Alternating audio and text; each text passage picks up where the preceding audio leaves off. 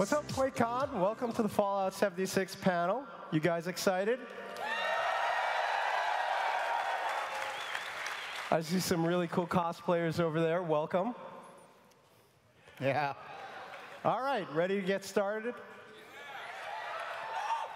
I'm Gary Steinman. Oh, somebody loves you, Todd. You should all put your masks on. we need a mask, mask picture. All right, hold on. All right, there we go. Love it. That's awesome.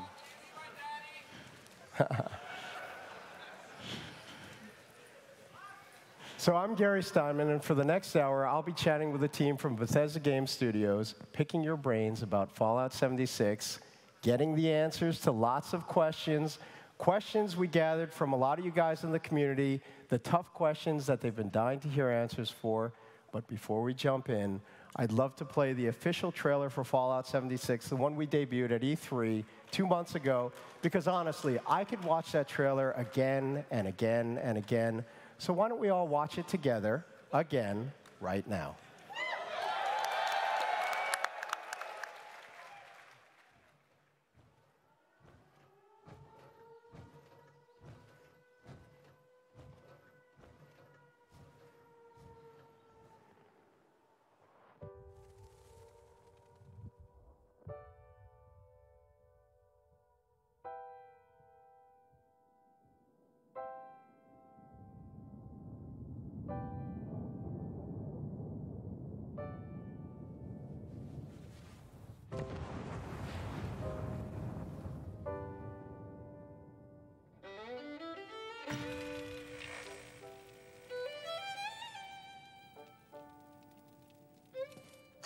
Years after our great nation began, we gathered together to honor the completion of Vault 76. This sprawling underground shelter may have been engineered by Vault Tech, but it was built by you.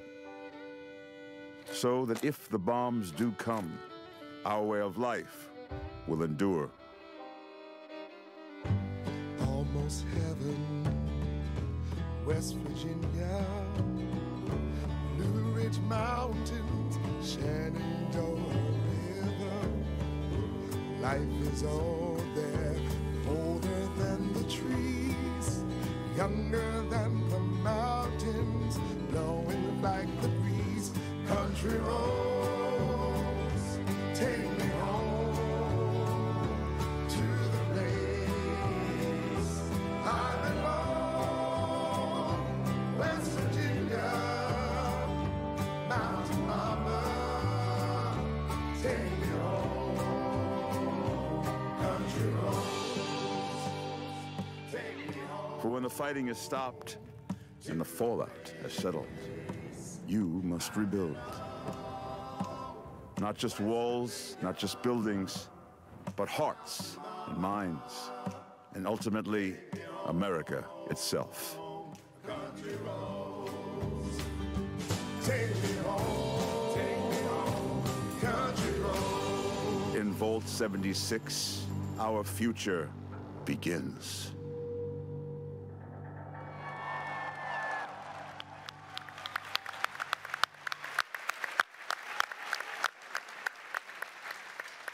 This doesn't get old. No, it doesn't. I mean, Everyone started clapping. Seriously, I got goosebumps. Yeah. It's like a religious awesome. experience, like a communal experience, hearing people, watching some of you sing along to the song. It's amazing. Yeah. Stuck in our heads forever. So let's get started. I'd like to introduce the team here, starting with Development Director Chris Meyer, who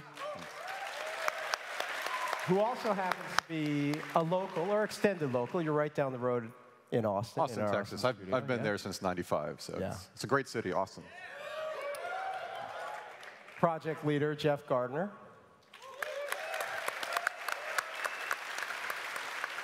And of course, game director Todd Howard.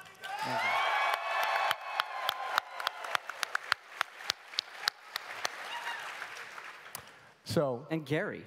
And well, I introduced myself. Well, I'm Gary. Gary.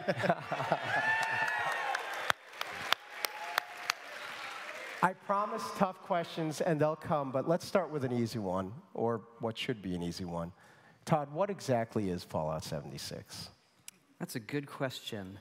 I mean, the short answer is, I think people know, Fallout 76 is an open-world RPG set in the Fallout universe that has a lot of systemic and survival qualities. And the big difference with other games or games that we've done, are that every character you see is a real human that is playing the game, and that creates some really exciting scenarios that we never can anticipate. You used the word systemic, and we've got Chris here, who worked on one of the granddaddies of all systemic online games, Ultima Online. And now you're working on Fallout 76. Tell us about your journey to work on this game, but also your excitement, your experience, and what you're bringing to Fallout 76 in terms of that kind of systemic online game. Ultima Online is the reason I'm in the industry. It was the first game I worked on and how I cut my teeth working on sandbox games with lots and lots of players. So it is a dream come true to sort of bring that experience to the Fallout universe, which is a beloved franchise for me personally. And what do you do? So Jeff, what do you do hour to hour, minute to minute in the game? I mean, people know what a Fallout game is and what you do in a Fallout game. Is it similar here? Do you have quests? Do you have activities? What goes on? You have quests, tons of systemic activities. I mean, it's very similar to the Fallout you know and love. The major difference is obviously, as you've heard, it's online. And there's a lot of tension created with other characters. Are they friendly? Are they foes? We really dug into the survival elements and the crafting elements of the game, the workshop and camp elements. So we really hope it's really like a place that once you're in it, you're sucked in for hours. We find at work, like we're just sucked, hours go by, and we're like, oh my God, I got work to do. And we're still playing the game, so it's wonderful. Yeah, it's great. Yeah, I think and people who come to the office and play it, at first they're like, this is the Fallout I know and love. So I think like 80% of it probably is the Fallout everyone is used to, and the other 20% is really different. And it's at times a little hard to explain, this is the flow and how it feels, because at one point it's comfortable, and the other side it's all new. Which brings me to another variation on that question. Is this the right game for Fallout fans? Well, I think so, but I don't really know. There are so many types of Fallout fans, right? You see everybody here, and there's so many things in our games, and some people love just the exploration, the character building, the stories, the combat, crafting, and so it has all of those things. Obviously, the thing it doesn't have are NPCs that are going to be specific characters that tell you a story that we've written. We love those things. We understand a lot of our fans love those things.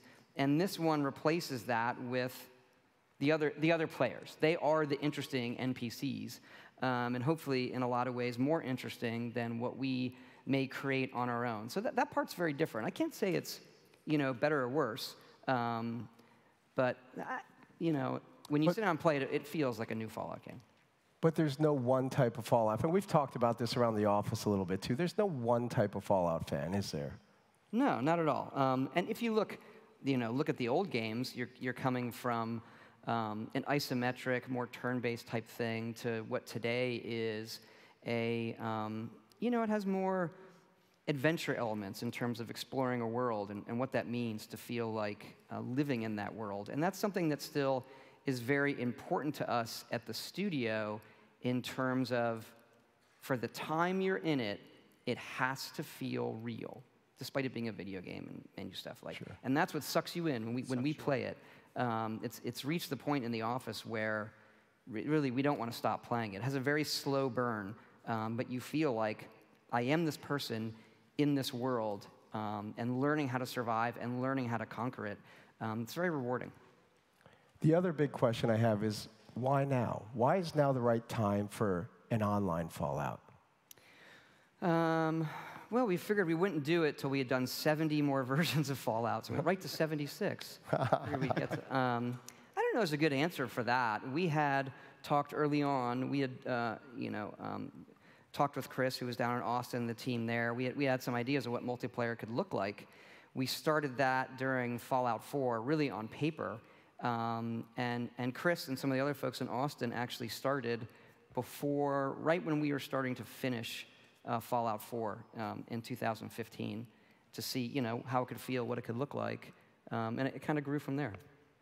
Yeah, it was great. It was taking, you know, a game that we love, Fallout 4, and then actually grabbing some network code from one of our sister studios, id. We're using the Quake 3 networking architecture, which is great, and then bringing it into the game. And then this one is for you, Jeff. You've got to herd many cats in your role. And now you've got these cats that are not just in Maryland, and not just in Montreal, and not just in Austin, but yesterday we announced that we have BGS Dallas as part of the family. So you've got a team spread across North America. Yeah. Great group. How are you not pulling your hair out? Well, I am pulling my hair out. But it's, you know, it's amazing. There's so many talented people across these teams with great leadership. And, you know, this has been a learning curve for me, too. It's my first online game. So without guys like Chris Romero who have done it for years, I'd really be lost at sea. It's an amazing experience to be able to go to Montreal and work with the folks who are doing all the graphics, and then back down to Austin, all these gameplay and network code experts. It's bringing this all together in a way that has been. It's been a 3-year project, right? So it's gone and gone and gone, and we've done this really quickly. We iterate really fast, and everyone is really good about communicating. And we fall short here and there, but we all have what's best in mind for the game is always our #1 thing, not ego. So we always focus on that goal, and we're so excited to share it with all of you. And for you, Chris, you recently joined, or relatively recently joined the BGS family. What's it like, the culture here, and how did you adapt to becoming part of the BGS family? Once I got over the awe of actually being a part of Bethesda Games franchise, they make franchises that I've loved forever, starting with Morrowind. But after that, adapting to their culture, they're a very iterative studio, which I like. I love that we play the game every day, sometimes all day, and keep making improvements every time we make a new build. And it's a great culture, a great thing to be a part of. I love working with all of these guys. That's great. So, you brought some new stuff, Todd. And to be honest with everyone out here, I only saw this stuff maybe an hour ago, so it's still fresh to me, too. Stuff about the character progression, perks, and whatnot. Why don't you tell us what we're about to see? Look through the questions everybody has about the game. One of the big ones is, how does the character system work, given that it's an online multiplayer game. So we have a bunch of stuff to show you all in the game, how the character system works. And we'll go through and explain it. One of the things that we're doing, we showed a little bit of it at E3, the You Will Emerge videos from our friends at Vault-Tec. And so we've done these videos for several sections in the game, and we thought we would show you first here at QuakeCon the one that deals with perks. So we can roll it.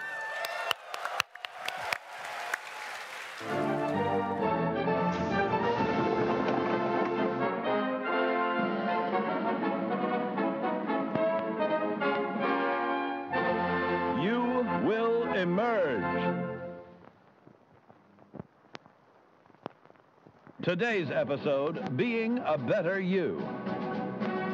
In life, we must each deal with the hand we are dealt, performing our assigned role to the best of our capacity.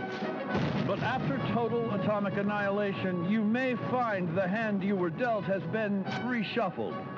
Yes, gone are the simple days of yesteryear. Now the common workman must also be a covert operative. The farmer, a master of the martial arts. The ice cream man, a nuclear physicist.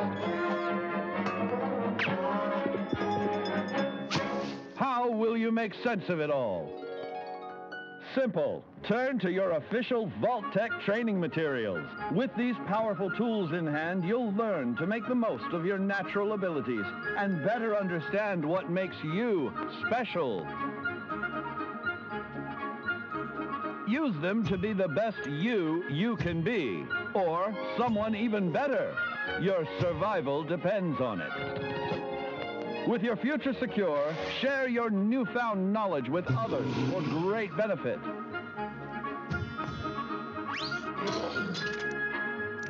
But remember, there's power in diversity.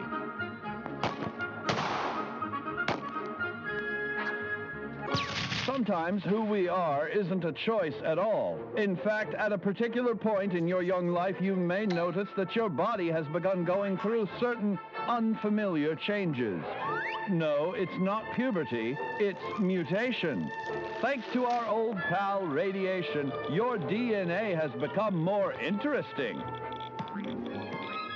See here? You've now gained the unique abilities of a marsupial in exchange for a mild neurological impairment.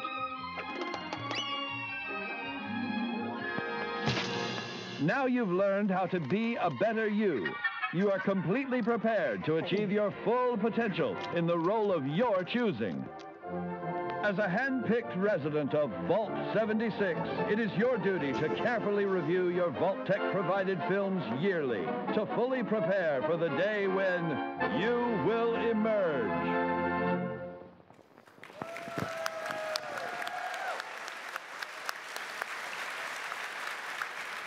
Okay, Todd. That was a lot of fun, but I think we all have more questions now. Yeah, it's... We'll take a little bit of a deeper dive here, and there's a lot to go through, and we'll do our best to explain it. The video does a great job of selling the idea. You see parts of it. The mutation part is pretty fun. Your character can actually get mutated. But the perk system and how you develop your character, we've done a lot of interesting things there. But let's just jump right in and show you a little bit of the character creation when you first start. You wake up in the vault, it's Reclamation Day. We have a full, customize your character like we've had before. It's even better now. And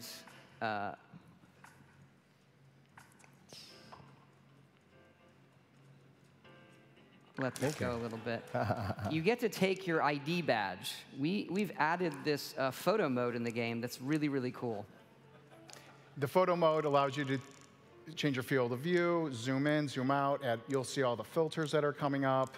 You can do this both here when you take your badge, it's like a training tutorial for it, and then you can do it anytime you want out in the wild with your friends, with dead enemies, with alive enemies. We have also added this to our load screen system. There's not a lot of loads in our game, but when you fast travel, there's a little one. And so any of the pictures you've taken there will pop up like a random deck along with our curated photos. This came out of a game jam. We do these game jams in the middle of projects to see what new features we want to try to add in, and this was one of our favorite ones. Yeah, it turned out really, really great. And fun for socially shareable stuff too, even exactly. Offline. You kind of with your friends. And so, again, you make your character as a whole host of it. You can take pictures where you want. You can also, anytime in the game, change how your character looks. Because you're going to play a character for a long time, and you can swap out, change your sex, anything, your hair, everything, just so that you don't feel like, well, I don't like how I picked in the very first second what I look like. Really, really cool feature. Next, we'll show you stepping out of the vault and the first level up, and kind of dig into that some.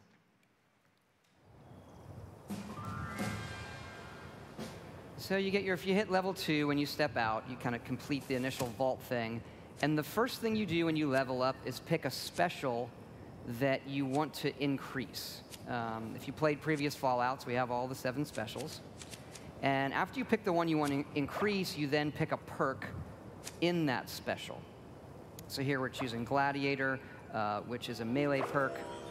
And then that is a card. As you can see, the perk system, the perks are cards. And then you equip those, and every special is a pool of points for the cards you want to equip, and each card has, I don't want to say mana cost, but a point cost for how powerful that card is, and do you have the right special for equipping it. Right. And is it flexible, or am I jumping ahead? Do you have... There's some more on that we can get into and show you how flexible it is and why we made some of the choices that we did. But let's keep going, and then we can spend some time when we see a more complete character. Okay, this is a level up to level 4. So we picked some more cards. But we wanted to show you how the cards themselves rank up. Okay. So you can pick that card again. So by picking Gladiator again, you can then combine that card with the other one to create a more powerful version, but it costs more points. Right. So sometimes you may decide, well, I only want the 1-point version equipped for my character build versus the more powerful 2-point version because I'm using my strength stats in some other way. Yeah, so I think that probably makes sense, yes. I hope. But there's more than 4 levels in the game. Yes. The levels keep going up and up and up. We don't want to make a game where you have to stop leveling. But we had to make some very interesting decisions of what that means for a multiplayer game for balance. So let's run the next one where we see it's a much higher level character. Right. I think it's in the 40s. So here we are, and you'll see a character that's much further along. Picking charisma. We can talk about charisma is interesting. Yeah. Here's a perk that lets mutations act better with groups.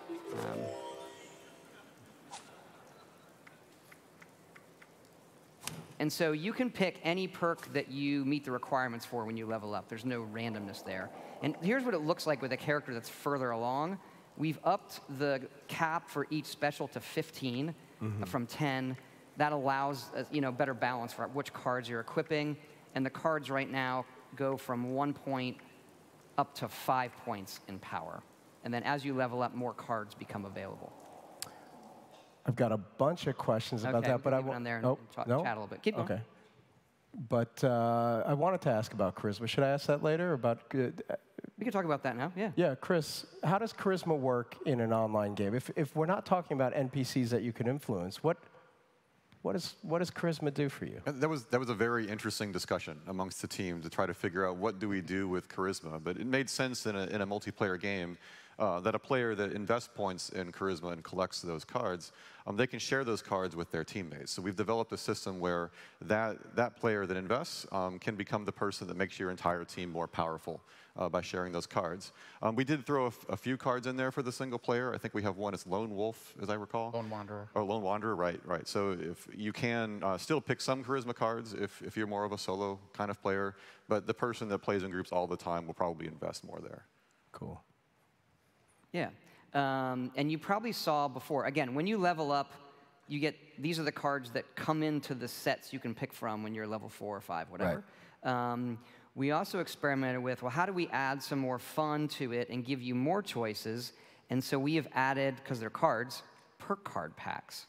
And every few levels, initially every 2 levels, you get a perk card pack, and that has 4 random cards. Again, you could have picked these, but it gives you some more interesting choice that you might not have picked to give you some flexibility in your character. And then later on, you get them every 5. But let's look at a perk card pack opening, because they're a ton of fun.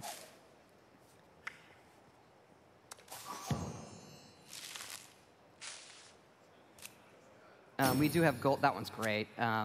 We have gold cards that animate. Of course, you get a joke and a stick of gum. Nice. And the gum, actually, for fun, is a very slight. It reduces your hunger for a while if you chew the gum. Nice. And so they're a ton of fun. When you hit that level and you're like, oh, it's level 6. All right, I get a pack. You get to pick your regular perk and then also see like, okay, I got these other ones. Is there something I want to swap out? And that's something good to talk about is the swapping right. Of the perks. Right, because you mentioned that the packs help you discover something you might not have known you wanted, but how flexible is the system, Jeff? Sorry, Gary. Go ahead. You can swap out perks anytime. Generally, again, to reiterate, when you level up, you pick a special. You get a point in that special, which is the pool of points that you can slot perks into. You also get to pick 1 perk per level. Generally, you'll pick the perk from the special you chose, but you can also pick other perks if you have available points. And then these are wild cards. So every 2 levels from level 1 to 10, and then every 5 levels after, you'll get one of those perk packs. And what they allow you to do is to experiment with some other builds and cards you might not normally have played. Remember, you do start with 1 point in each special, so you will have unused points from the beginning, too, where you can try just slotting these in right off the bat. What we have found is that allows players to go, hey, what are these luck perks? And why do I really want to search containers for extra ammo? And as you play a survival game, you go, wow, getting extra ammo in containers is really valuable. And those, remember, you can also share those perks. So if you have perks to share ammo and you share that on your team, every member of the team can then find more ammo in containers. And these all rank up. So eventually you're getting like huge bonuses on ammo or food you're finding, or your carry weight's a big deal in this game. A lot of lot of interesting back and forth with developers on how much you can carry or not. And you see those cards at first, you're like, well, that's not as cool as being able to do plus 20% damage with my pistol. But in a survival game, being able to carry more means you'll be able to carry more pistols. So there's a lot of ways that interplay, and there are so many cards in here, hundreds, and you're able to really do these cool builds and swap things in and out. And then I'm on a team. I have a great perk for this team that I might not want to carry. Lone Wanderer is a perfect example of that.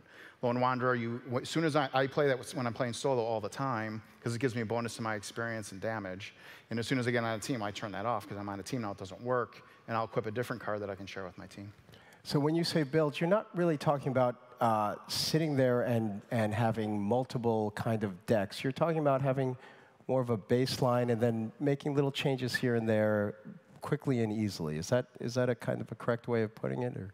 Yeah, your character, you're still progressing the way you would expect in an RPG, and it's kind of growing and growing and growing. So it's kind of what Jeff was saying. You're swapping out a thing here or there. The perk packs can also sometimes give you a perk that is, we intentionally do this, you might get one or two that from a pack of cards that is a higher level than you are. So it's like a few levels in shooting distance. So you say like, oh, I didn't even know that was a perk. Maybe I want to pick agility on my next level up because the game has given me this other perk and I just want to try it out.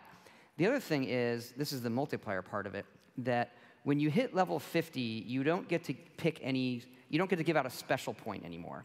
So that doling out strength and all that stops at level 50, but you still get to pick cards. So that gives us a continuing thing where, okay, I hit level 73, and I'm still like, you know what? I never got to pick that perk, because again, there's hundreds of them. I'll go pick that one. I want to try it out. So you're not, but we're still capping the power curve ramp that in our other games, like a Skyrim or a Fallout 4, just like your character keeps getting more and more and more and more powerful, and we knew we couldn't really have that in this one. You talk about the discovery of perks, too, and how you might discover them in a card pack. You might see your friend using one that you never thought you'd use. Have any of you, in your own internal playtesting, found a perk that you never thought you would use that you're like, wow, this is really cool? Chris? All the time. Any recent examples? Well, I remember when I first started playing the game, I did exactly what Todd alluded to, or Jeff, where I've always picked the % damage perk. Because I'm thinking, OK, I just want to do more damage.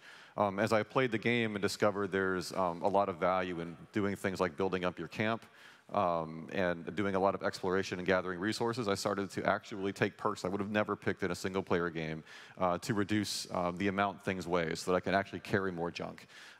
So I can then bring that back to my camp. And I find that I'd swap that out a lot. Like if I'm playing by myself and doing more exploration, I tend to use those kinds of perks. But if I play in a group, we typically have some objective in mind. It's something we want to go and kill, and then I might swap some of those out for the more traditional damage perks. Yeah, Jeff, anything for you that emerged recently that you didn't think you would use, but now you're using? I can't think of anything particular. I did get one of those weird mutations the other day, though. They're a lot of fun, too. So I was playing, and all of a sudden, when you have a lot of rads is when you're susceptible to mutations, like in real life. And then I got a mutation called Bird Bone, but I didn't realize I'd gotten it. And all of a sudden, I was over-equipped, which is always a frustrating experience in a game. And I'm like, why am I over-equipped? And I looked, and I had this perk, and it let me jump extra high, but it lowered my strength. So again, like the way the dynamic systems work is incredible. And you can spend a lot of time in that perk menu, but remember, it is a live game, so make sure you're in a safe place. And then I have another question. Who gets to write the jokes in the gum wrappers? That is Emil Pagliarulo. Or, he does all of the jokes. Master of the memes. He's done that for us for a long time. He wrote the arrow in the knee. That wasn't really a joke. What? It became a joke. It wasn't a joke. That poor guy. So Emil wrote all of those.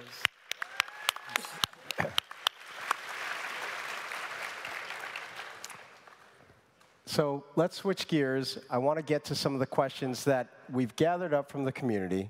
I'm going to call this the thunder round. Usually we do a lightning round, but we've got a half hour here. We're going to take our time. We're going to thunder through some really tough questions that we gathered up from the community. Let's start with the big one, the beta. Now, you guys want to play, am I right? Why can't you let them play any sooner, Todd?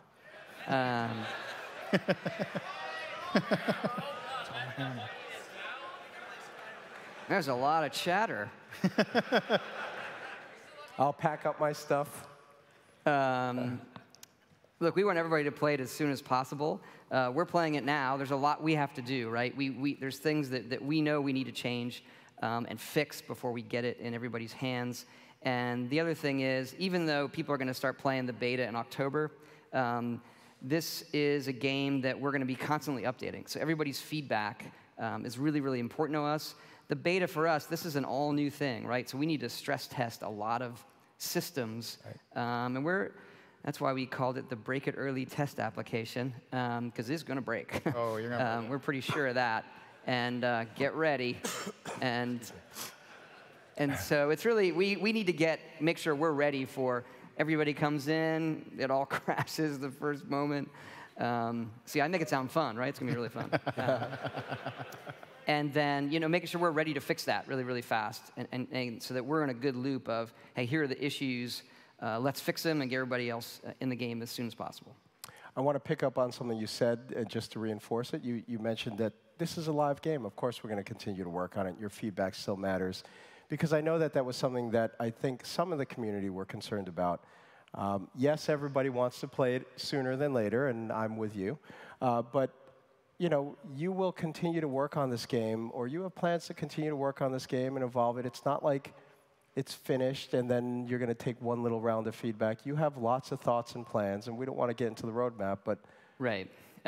We do have kind of a roadmap in our heads, and this is a game that we think, with the community, is going to be a very different game a year after it's out, and 2 years after it's out, and 5 years after it's out. It's a game in 10 years, 50 years. We have big plans and what we can do with the game and with our community, and the beta is just really the first step. The first step. The next big one, PvP. I think everybody is excited, anxious, concerned, highly anticipating, nervous. You've talked about it a little bit here and there, but why don't you just take it from the top? How does it work? What's the deal with griefing? How are we going to be able to enjoy our Fallout game? Or how am I going to be able to screw up somebody else's Fallout game and get away with it? Or any variation on that. I'll just leave it to you to... This is why I don't go on Reddit. That's right. All right, we will do our best to sort of explain where we're coming from with PvP. We agree with those. Like, we have folks in the office, we have that debate, is it a... what is it? Where do we want the players' kind of driving force? Is it a PvE world thing? Is it the other players? And for us, it is both. How can we do both? And so the first thing we'd say is that we want this element of danger, and it sounds weird to say, without griefing, which is like, okay, those things are often in conflict. So right now, and you've seen it in some of the E3 videos, when you shoot somebody, you do a little bit of damage. You don't do full damage. It's like an it's like slapping somebody in a bar. Like, you want to fight? And like, that's annoying. And eventually, you're like, yeah, I think we're gonna. And so you do little bits of damage. If you engage, then you're doing full damage. And there's a cap reward based on the player's level. So if the player's really high level, you're going to get more caps from them than if they're low level. If you want to, after each one of them dies, you can seek revenge, which doubles the incentive. So if a guy kills you, and you're like, well, that was annoying. Then the game says, hey, if you want to seek revenge, I'm going to give you the double reward. It's like, okay, maybe I want to engage in that. And that's really, really fun.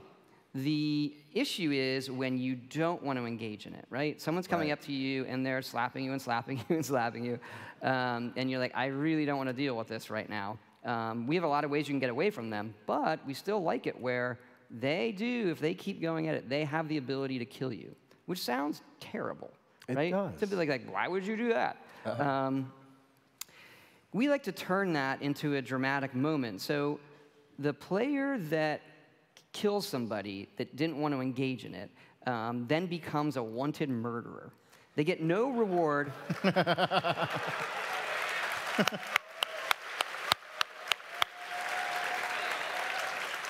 That's like the first applause of the panel. Yeah. Murder! so there is no reward. You get no caps. You get no XP. You get nothing for becoming a wanted murderer, except for the kind of social incentives people have online to be assholes. Right.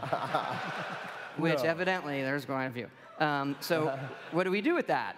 We turn the assholes into interesting content. So they appear on your map as a red star. Everybody sees them, and they have a bounty on their head that and that bounty comes out of their own caps. Oh. And they can't see the other players. So on the map. And we did this. We had this idea, like let's turn it, like let's make them interesting content. And it is when this happens, when anybody murders somebody while we're playing in the office, everyone sees on the map, and it is like it's awesome. Like, yeah, that's one of my favorite stories there. So the other day we had a big internal test, and we had played for hours. And towards the end of the test, I had leveled up. I had actually started early, and so I was higher level than a lot of the other people. And I saw that red star, and I was almost about to log off, and I was like, oh, now I'm going to get somebody. So I had built a sniper rifle, right? I found a hunting rifle on a super mutant, and I built a little scope, and I extended the barrel, and I was like, I finally get to use this. So I fast traveled near them. Now on the map, remember, you see where they are. It's not super up. It's a little relative, so it's not super pinpointy, but you'll know generally where they are. So I'm sneaking, because when you sneak in our game, your appearance on the map disappears, no matter what state you're in, except for wanted. So my pip doesn't appear, and I'm sneaking, and I see him in the building, and I see him moving around, and he comes wandering out, and I took his head off with my sniper rifle. And he drops down. I go running up. I loot his junk. I dance, took a picture over his corpse, and logged off.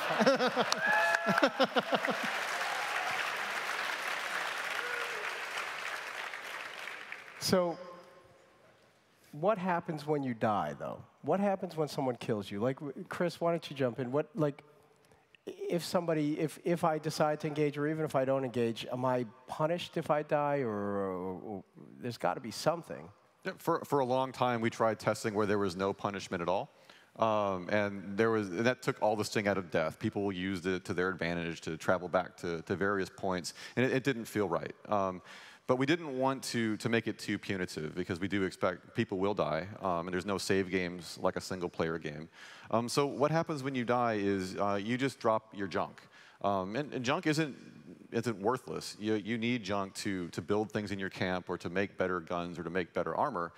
So what it does is it creates a loop where you go out and explore, you create some junk, and if you happen to die, that's all you drop. You don't lose your awesome power armor or any of the guns that you've collected. But then you have to make a decision. Is like, was that enough junk that I need to go back and get it? Or is that something I can live without? And what people will do is they'll go back to their camp, and they'll put their junk back in their stash, which is safe. Nobody can take things out of each other's stashes. And we've also seeded the world with stashes as well. So if you know where some of the stashes are, it's always a safe place to store the junk that you've collected. So just enough so it'll sting, a but little not bit enough of a sting. so that it'll really deeply hurt And you. it's also a little bit of a reward for if you manage to kill somebody, there's usually something there with them. Nice. And the thing with junk is it's nothing that you can't just re-get if you just keep playing. Like, Right. that's that pile of it. But if you just start exploring, you'll collect more. So it's sort of like, well, that was sunk time. Do I want to go back and get it? And that happens on PvP. So if you do kill somebody, their junk drops, and you get to pick it up. You get the caps from them. Right. You can take the junk, but yeah. But it's just a little grindy time, and you got it back. It's the just, junk. we like it. We put it in. It's Yeah. just enough to make it where before you head into a dangerous area, before this, you would just run into a dangerous area. You don't really care. There's no penalty to death. It's like you just fast travel back. And then once we did that, so you just stop a little bit, like, well, don't want to take a moment and like collect myself, store the junk before I head into danger. If anyone remembers Fallout 4, screws are very valuable. So if you've got screws in your junk, you want to store them. Yeah. You And can't how- decide between like this awesome-looking gun or a desk fan. Like, they both have equal. How does respawning work, by the way? If you die in a dangerous area, but can you respawn anywhere? What goes on there? Respawning always takes. You can respawn anywhere you've unlocked, just like Fallout 4. You can fast travel wherever you'd like. The closest point to you is free, and the entrance to Vault 76 is free.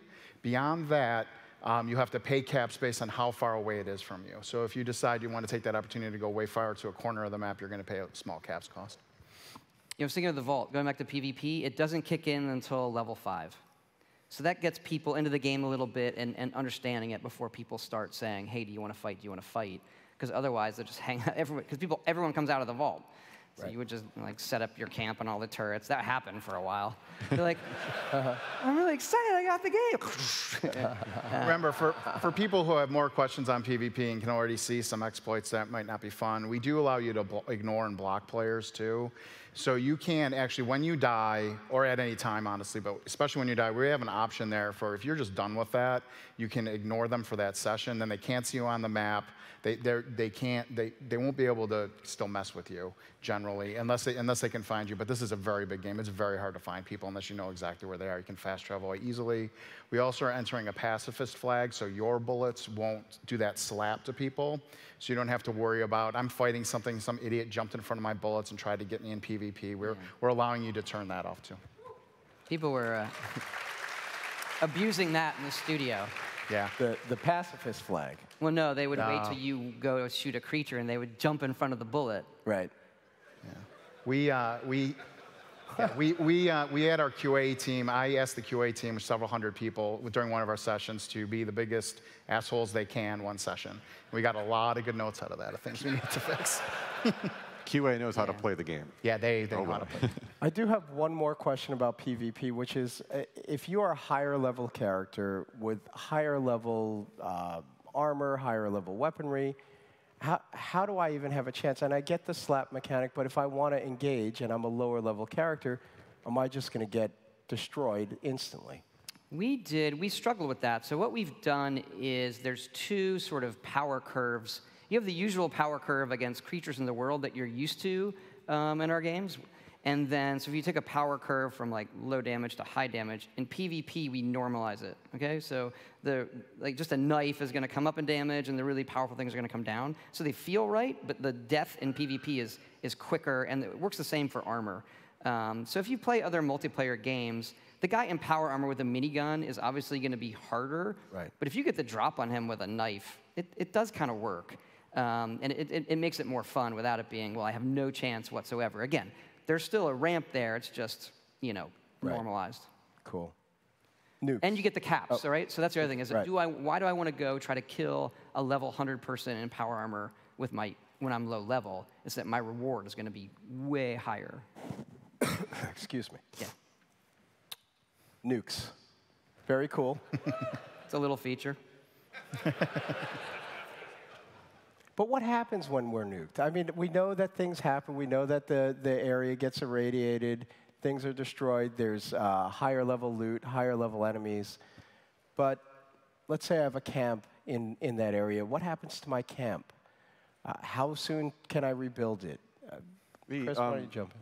Yeah, well, first of all, nukes are very cool. All right, they're one of the coolest things that happen in the game. Yeah. But we don't want it to be overly burdensome to a player to lose all their stuff. So that we don't. When you nuke a camp, it does destroy the structures. But we've created something called a blueprint system, so that if you spend hours making a really cool house with lots of detail, you can blueprint that house. So it's very easy to replace it in the event that it gets destroyed by a nuke. It also makes it very easy to move your camp. So even if we're not talking about destruction with nukes, if you decide you want to relocate your camp to a different part of the map, and you can pack it all up, and you can put it somewhere. And of course, the terrain is going to be different, but because you've blueprinted your house, then you can usually find a way to jimmy it so that it looks good when you're replacing it. So it's very easy to get back to where you were. So the other thing with that is that the camp destruction part is really, it's easy to repair it if you want to leave it where it was, but the camp destruction exists, it's not really for like, hey, go blow someone's camp up. We realized when we put it in that is a griefing mechanic, is like someone wanders by and then you build a camp and you like imprison them. Now they have no way to get out. So they need an ability to damage the walls just to get out of the prison you have built for them. Right. So it has less to do with, hey, we want other players to come and blow them up. The camp is also good for PvP, where someone engages with you and you lure them back to your camp. There's Ashley Chang in the studio. You can build like musical instruments, and he built his camp, and he's sitting in the middle of a road playing a tuba. Huh. And he's on this platform, so burp, burp, burp, burp. And he had built all these turrets in the foliage you can't see. And everyone just like, this guy in the tuba, like, and then the turrets go, he's just like killing everybody. He's like, burp, burp, burp, the whole time. It's awesome. I forget where I was headed with that. I don't know. I don't know what the answer Yeah, is. The camp right. intersecting with PvP stuff. Right. And the other thing with moving it around, that was key because the game's so big, you come out of the vault and you find a place where you're like, this is where I'm going to build my camp. And then you play like 4 more hours and you're like, I shouldn't, like this view, I like this place better. So people tend to put their camp down, and then as they progress through the map, they are finding new areas, and then they kind of settle in, like, okay, I really like this spot. So you move through the world, you meet friends, you're playing with others. How does communication work? Because I know that you've put a lot of thought into that, and that's even evolved a lot in recent days, months, weeks. It has. And this was in the E3 stuff where we had the emote wheel we have, where you can emote, and we have the Vault Boy cartoons. It's really fun. We were big on communicating in a nice way with strangers, and we've had some successes there, but we have found that we weren't giving the other players, even if they were strangers, the ability to really be as interesting as we wanted. So now we're adding. We've had voice chat for your teammates. And now, if you want to turn on your mic, we have voice chat for all of the strangers, which really lets them communicate, and it's a very, very different dynamic in the game. Yeah, area-based, so people around you will hear you talk. Yeah. And you can mute that, too. Any interesting chatter around the office in your own play tests? Any what? In your own play tests, any interesting There's always chatter? interesting chatter, and there's always cool photos that people are putting up from photo mode. I mean, it's a really fun game to play with people. I remember it was just a few weeks ago, I got to a point that was really hard, so I waited till lunchtime and then gathered a bunch of people. It's like, hey, you need to come help me with this part. So get a bunch of people logged in at lunch, and then we go and kill the super mutants. Cool. Let's talk about VATS. How exactly does VATS work? If it's an online game, it's more of a real-time, everything's happening in real time. How does VATS work? It's real time. We now, initially, you can't target body parts. That's a perk. Okay. Because it's real time, like getting all the parts at first is kind of hard. So we did it where you get the whole body, you get the percentage based on your perception, and it's incredibly, incredibly useful. And so we did that, and it plays really, really well. So we're happy with it. Yeah, it's not just useful to target and hit enemies, it's also to find them. Yeah. So you use that a lot to try to, I heard something shoot at me, where is it? Because obviously the game in certain areas is much more lush than our previous games, so things are very hidey. You don't know quite where they are. I mean, the thing I personally love about VATS, I'm not the most skilled twitchy player, so it allowed me to become a much better player in a game like Fallout. I mean, is that something, so for those who want to engage in combat, does it still help them in the same way? It does. Because it's based on your perception, and perception starts at 1 now, right. It's not as useful out of the gate. But then the point is, if you invest, I'm a perception character, those percentages do cross a line where, oh my gosh, I'm definitely more accurate using this than I am just doing it on my own. And we try to strike a good balance there. An easy question. I think we might have even mentioned it in the past, but who's doing the music for Fallout 76? Enon Zur, who's done the music for our other games. He's amazing. The soundtrack is spectacular. Yeah.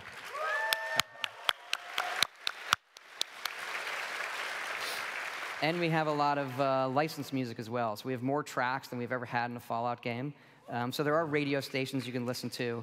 Something we've loved in the series, and it's always fun to go through and say, like, okay, what are the classic tracks we want to have? And then there is an unbelievable amount of just bizarre old 40s music. Like, oh yeah, there's some wacky stuff. And it's great for Fallout. So sometimes it's like, hey, what's the mood of this song? And then other ones are, hey, this is the song that has, this kind of, the slant on the lyrics as it appears in Fallout when it's post-apocalyptic, make it really fun. We know Fallout 76 is an online game. This question has come up a lot. on places like Reddit. What about private servers? That is definitely something that we are doing. We're committed to it. Modding for us, it's not just having a private server, it's being able to mod it. So mods for us have really been, once our games come out, that's what our hardcore players play. And they're still playing, Skyrim and Fallout 4 are two of the still most popular games in the world, and a lot of people are playing mods. And so that is something that, given the online nature of it, is going to be very, very complicated, but we're committed to it, and we've been, starting to design what that system is going to look like. But it is, I will say this, it's a complicated problem, but one that we are 100% committed to solving.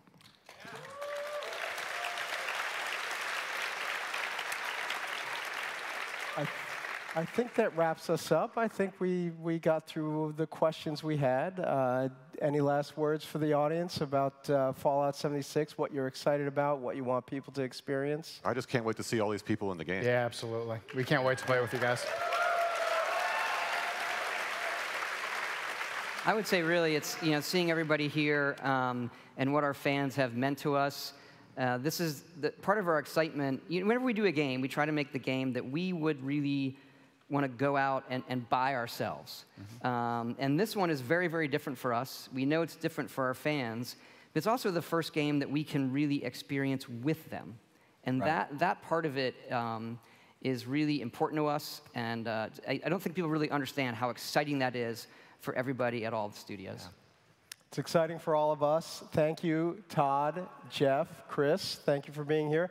Thank you all for being here. Fallout 76 comes out November 14 on PlayStation 4, Xbox One, and PC. We'll be sharing a lot more information soon. Thank you, and a big round of applause for our panelists. Thank you.